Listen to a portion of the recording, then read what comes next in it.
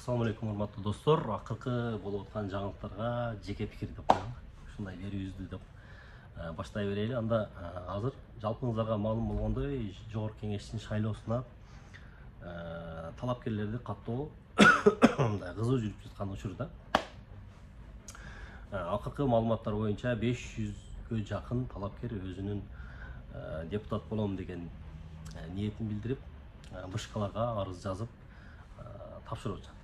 Бирок эми ошол арыз тапшыргандардын канча бир 70-80% буга чейин депутат болуп жүргөндөр. Анын ошол 70-80%нын где-то бир 30-40% баягы эле ошол акчалуу байлар, байманаттар. Көп жылдан бери депутат болуп жүргөн ошолор. Кайрадан эле ошолор келип атат. Эми калган пайызы ошол 20-30% дейбизби, жаңы жүздөр, жаңы аталыштагы, жаңы бараткан талапкерлер. Ошол 300 миңдик бирөө кайтарымсыз талапкер болду. Ал акча кайра кайтарылбайт. Мурда 300 миң сомду кайра кайтарып алчу эле. Анан мына системадагы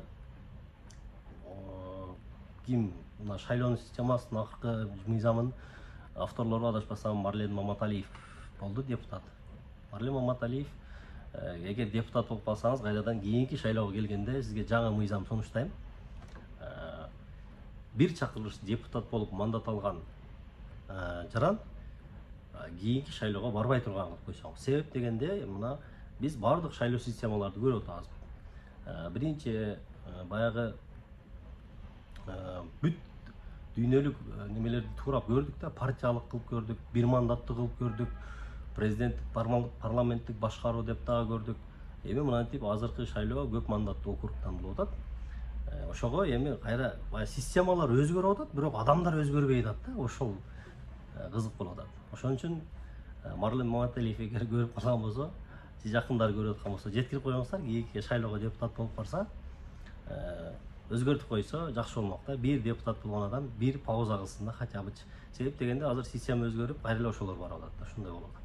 Кайра эле акчалуу адамдар депутат болот, бай менен карапайымды бөлгөн система болуп атат да. Ошол анан жанагы 1000 үгүтчү деген дагы ошол акчалууларга мындай ыңгайлаштырылгандай болуп калган. Бул жеке пикир албетте.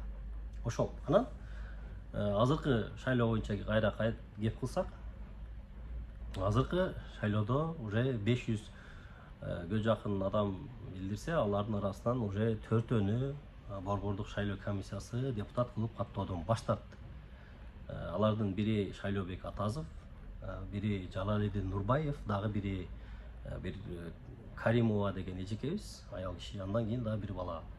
Ал боюнча мындай жаңы жүздөр экен, жакшы маалыматым жок экен. Атазовго келсек, Атазовду баарыңыздар жакшы билесиздер. Эми кээ бир адамдар Райым Матраимовго байланыштуу деп эме кылышы мүмкүн, бирок Шайлообек Атазов негизи бул депутат болуп буга чейинки чакырылышта барып жүрдү. Ал Атазов мындай бийликке каршы оппозициядагы эмес, тескерисинче бийликти колдоп, бийликтин саясатын колдогон. Ошол эле учурда балык болуп отурбай, ошол жерде элдин үнүн жеткирип жүргөн. Атазовду мен жактабайм. Ошондой депутаттарды эми мындай шайланып депутат болуп баргандан кийин ошол жерде сүйлөп, элдин үнүн көтөрүп, ошол жерде баягыларды көтөрүп жүргөн депутат болгон. Бул Атазов менимче бийликке коркунуч эмес. Негизи эгерде мен жеке оюмча депутат болуп калган болсом, тескерисинче азыркы бийликтин күчүнө күч кошкон мындай мотор болот эле деп ойлойм да. Өзүңүздөр жакшы билесиздер, депутат болуп отурган кезинде деле канчалаган министрлер кабинетинин немелерине, мүчөлөрүнө, канчалаган министрди, канчалаган немелерди баягы отчетун алып, тердетип, жарга такап, эл үчүн кызмат кылганга аракет кылган депутаттардын бири дал ушул Шайлообек Атазов болот. Жеке менин оюмча. Демек деген башка бир ой келет да. Значит, бийлик эмес, Борбордук шайлоо комиссиясы балким кандайдыр бир эмелерди аткарып атабы, кайсы өзү Борбордук шайлоо комиссиясы Ички иштер министрлигинин берген маалыматына таянып атат. Атазов буга чейин баягы уюшкан кылмыштуу топтун тизмесинде жүргөн деп жүрөт. Атазов болсо өзү маек берип атат, анда эч кандай далил дагы жок, анда эч кандай далилдей алган дагы жок сотто депчи. Анан баягы акыркы мыйзам талабына ылайык Жогорку Кеңешке деп талапкери болом турган адам 5 жыл ичи өлкөдөн чыкпай жүрүш керек экен. А бул Атазов Таиландда жүрдү, Бириккен Араб Эмираттарында жүрдү, баягы кыргыздын желегин көтөрүп, спорт менен машыгып, ошол жакта чемпион болуп, мындай кыргыздын намысын колдоп көтөрүп жүргөн патриот болду да. Бирок ошондой нерсени сен ошол туура эмес, ошол жакта жүрдүң деген болсо, анда болбой калат го деп ойлойм туугандар. Бул нерсе Борбордук шайлоо комиссиясына азыркы бийликтин жүзүнө көбү чапкандай эле болуп калат. Аны баарыбыз көрүп билип отурабыз. Анан Борбордук шайлоо комиссиясы дагы мындай ачык Райымбек Матараевга тиешелүү адам деп жүйө койбой атат. Себеби Шайлообек Атазов өзүңүздөр жакшы билесиздер, кандай түшүндүрсөм. Райымбек Матараев мисалы өзүнүн чөйрөсүндө президент болгон болсо, Шайлообек Атазов ошолордун бири кайсы бир айыл өкмөт да, мындайча айткандачы. Ошондой түшүндүрөйүнчү. Анан эгерде Атазовго Матараевга байланыштуу деп шайлоого баштатайын десе, анда азыр Атазовдон башка Атазовдун алдында турган Матараев менен чогуу жүргөн адамдар талапкер болуп эле кетет. Ошол эле экс прокурор бар, ошол эле Мекеним Кыргызстанда буга чейин талапкер болуп кетип аткандар бар. Алардын бир жакшынакай эле талапкерлерин каттап аларды мындай. Ошого мен ойлоп атам, эгерде ал бул бийликке эч кандай кызыкчылыгы жок болсо, Шайлообек Атазов эч кандай коркунуч эмес. Себеби дегенде азыркы бийликти буга чейин болуп көрбөгөндөй кылып эл, карапайым эл колдоп атат. Демек, Борбордук шайлоо комиссиясы менен Атазовдун койгон округунда бир маселе барбы деп ойлоп атам. Өзүмчө мындай жаман оюмда. Эми буга чейин мындан мурунку Жогорку Кеңеш шайлоосунда билесиңер, Атазов дагы номер 6 Ош шаарынын округунан коюп, резонанстуу шайлоонун эң кызык агитациялар ушул Ошто болгон да. Нурбек Алимбеков кандидат болуп, экөө бири-бирине мындай аябагандай эме болуп, Атазов дагы бир көк чал эме экен, көгөрүп жүрүп, Бишкекке барып болсо дагы ошол Свердловского келди.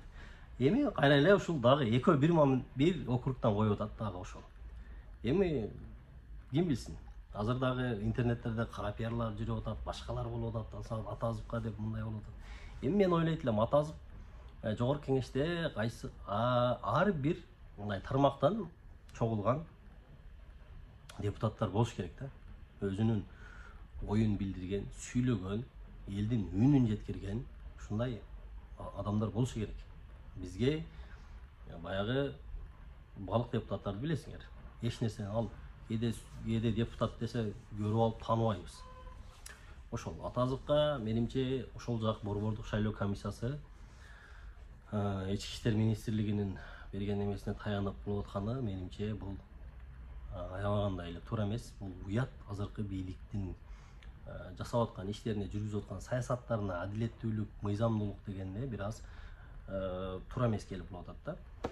Бийликти мындайча айтканда уят кылып коюп атат. Ошон үчүн менин сунушум, эгерде бийлик өкүлдөрү көрүп аткан болсо, ызылдатпай, чырылдатпай ошол жигитти деле талапкерлерин каттап койсун. Бардык нерсе мыйзамдуулук, бардык нерсе таза болуп аткандан кийин өзүнүн күчүн сынап көрсүн, ошол деле көрсүн. Анан баягы нерселерди мурдатан депутат болуп жүргөндөргө дагы канча айттым мен, уяттын урматына деле силер кандидат болбой койсоңор деле жакшы болот эле депчи. Ошол. Негизинен эми мен ошол интернеттен көргөн жаңылыктар боюнча, ошолор боюнча жеке пикиримди айтып атам. Ал жерде Атазов деле өзү деле ачык эле айтып чыгып атат, менин эч кандай тиешем болгон эмес, эч кандай далил деле жок. Соттук отурумда деле далил табыша алган жок, табыша алган эмес деп атат да.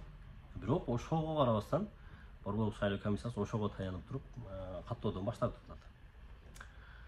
Ошол эми сиздердин жеке пикириңиздер кандай? Аны сөзсүз түрдө комментарийга жазып кетсеңиздер болот. Сиздер менен дагы бөлүшүп, алдыда дагы көрүп турабыз. Буюрса жакын арада бул Жогорку Кеңешке шайлоо каттоосу дагы токтойт дагы 1-ноябрдан баштап официалдуу түрдө үгүт иштери башталат.